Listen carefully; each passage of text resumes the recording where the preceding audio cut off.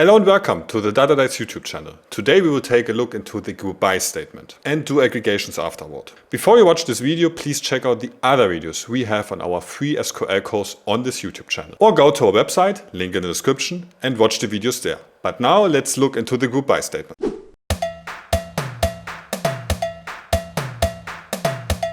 The group by statement is essential in SQL, and based on that we will do step-by-step an investigation. Now you will say, okay Alex, what's going on here? It's a select distinct statement, which we already know and already covered in one of the last videos about the select statement.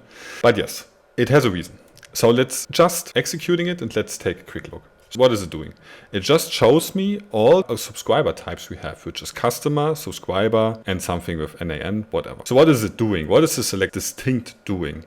It just takes every value we have for every combination of values when we have multiple columns selected, and just shows every column combination, every value combination, in this case just one column, once. And based on that we order it by one, which we also already covered in one of the last videos, the order by statement. Yes, we are also then alphabetically sorting that one. So now we have customer, subscriber, and NAN once. We have no information how often the customer value is inside the bike share trips table, how often the subscriber is inside, or how often this NAN is happening. But we know these three types happens somewhere in this table or in this column. And now I will show you the exact same behavior with the group by statement. So we will do this one. So this one is the same column, subscriber type. We also have it here. I will just expanding it a little bit. So we have select subscriber type, so we do not need the distinct here, just do a semicolon. So subscriber type we have, bike share trips, same table. Now we need to group by something, group by subscriber type, okay, we take it for now, and order by one, same thing as here. When we now execute this one, you see it's the exact same behavior. We also don't need to compare it, it's easy. We just see customer, subscriber, and NAN. So what is technically the difference in terms of the behavior in the background? Both, in this case, are showing me the same results. Both showing me three lines, same order, and the same values inside. So the distinct value just takes every entry we have in the bike share trips, or maybe let's do something like that. That is maybe then a little bit better to show. So the distinct value just looks at every value once. So it sees, okay, we have a customer value, I save that, and all the upcoming customer values it ignores, it deletes, however you want to say. And then somewhere it also sees, okay, it has this NAN value, so I also take this one. But the other values, I think you will not see it now, but this customer value, which we also saw at the beginning, or the subscriber value, whatever, but this one is not shown. So the customer value is just shown once inside, so it just takes the customer value, saves it, and then deletes, ignores all the other ones. So all the other next upcoming customer values are not important for the distinct. Then at the end, it also sees, okay, we have an NAN value, I also will save this. All the upcoming NAN values, it's the same value, I ignore, delete, whatever. And somewhere in the middle we also have the other value, the subscriber value, and this one I will also take and say. For the group by, it's the same output as we said already, but as I think in your head, in your brain, you can think about it a little bit different. For this group by, it just sums up all the values you have here for customer and also on the next pages. It summarizes and just shrink it at the end to one line. That's technically the difference between distinct and group by. For our first super easy query, it's the same output. So if it's now shrinking all the same metrics together, in this case, for example, the customer value, or if it just takes, okay, I just take the first value and ignore the upcoming same values, is not important for us, but for the upcoming queries, it's quite important. But I think that's how you can say it. In the group by, it sums up all the customer values we have, so all the same values for the NAN as well. Because we have here, in the table, we have here additional information. And now for the group by, it aggregates them, which means it sums them up somehow, or taking the average or whatever, or counts them. So that's basically the idea. With the distinct, it just says, okay, I just take one value and the rest I ignore. We can also do that with other tables or other columns in that case. We could also do, for example, like that. Select start station name, I will already executing it. Select start station name from bike share trips. Group by start station name and order by start station name. We just have one column, so everything is quite easy. Now you see here again, every value is just once inside, and we have here all the different station names inside. If I would write now here, select distinct start station name, exactly same output as well, 379 rows. And now it's getting interesting. Now we could do, for example, and I will switch back to the subscriber type. We can also type it, subscriber type group by, I'll just copy it. this and that. And now we come to the first aggregation function. About the aggregation functions, we will do another video about, because it has a lot of to-dos. The aggregations functions have a big connection with the group by, because just if you are doing aggregation functionalities, you also need to do a group by. You don't need to, you can also just aggregate, but in most of the cases you also need a group by. And due to that, for the next video, we will take a look into the aggregation functions more in detail.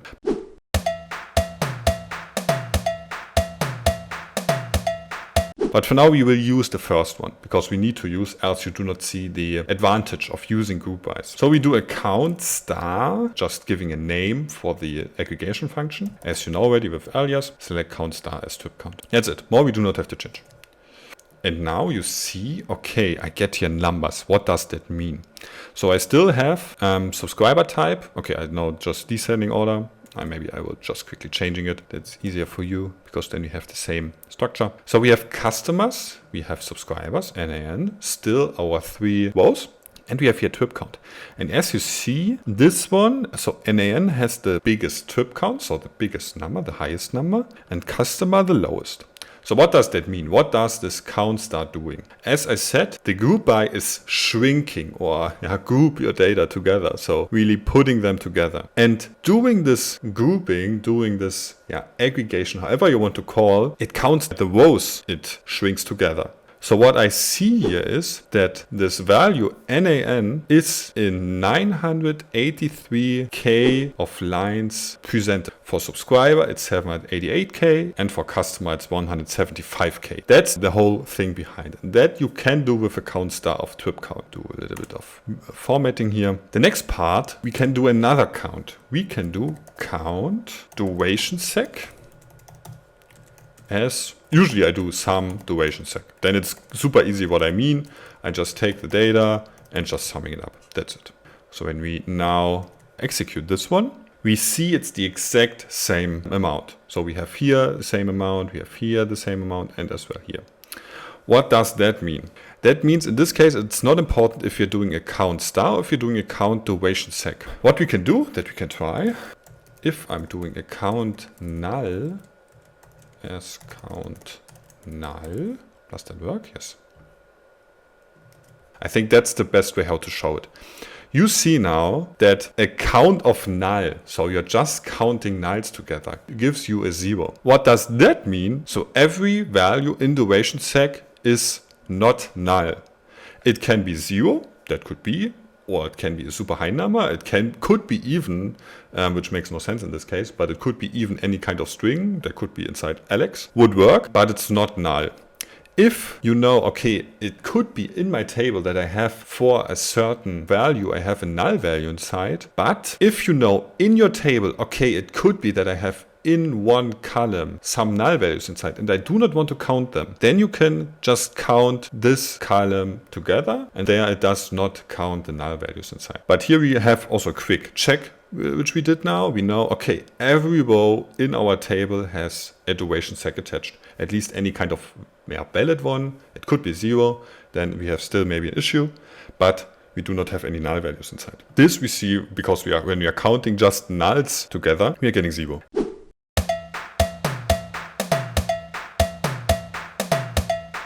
And now we can do the following. We can do start station name.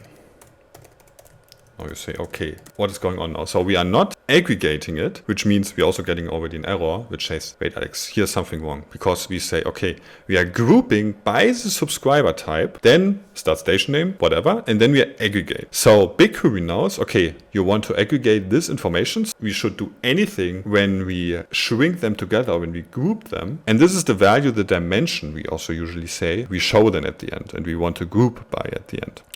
Now we have the start station name. And now we need to say, okay, we could do the following. So we could now say, for example, count start station name.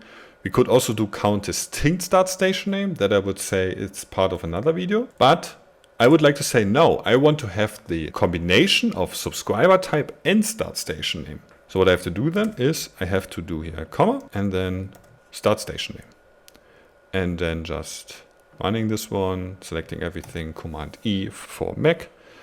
And then you see, okay, we have now customer and we have the 10th, 8th at blah, blah, blah. We know, okay, how many trips happened, still some duration sec, same number, and count null is still the same. So we have now the information, okay, how many people started a trip as customer, so they were as subscriber type, they were a customer, and they started at this Sound Street Mission BART. 224 people did that, or 224 trips started. Maybe the same people, but 224 trips were collected.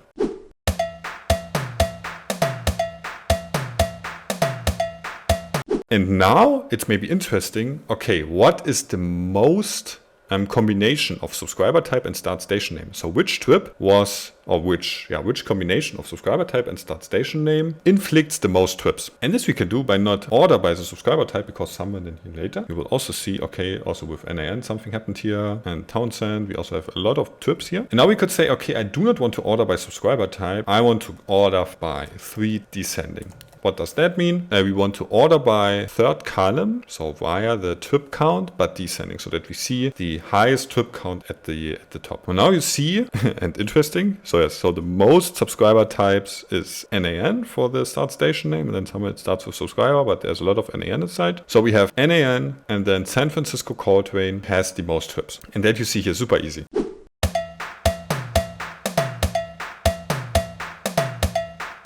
With group by and aggregate certain metrics together, you are getting quite easily a good feeling of your data.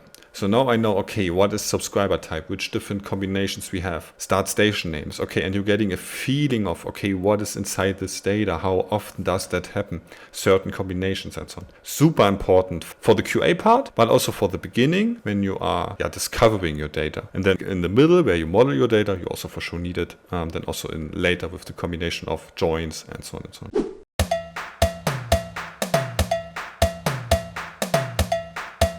Let's switch to our order data quickly, so to just get an idea there. So we can do, for example, this. I will delete the other stuff here as well.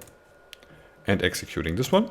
So we are taking our order item and we are group by, now I did the one, for example, order by one, and selecting just the seller channel.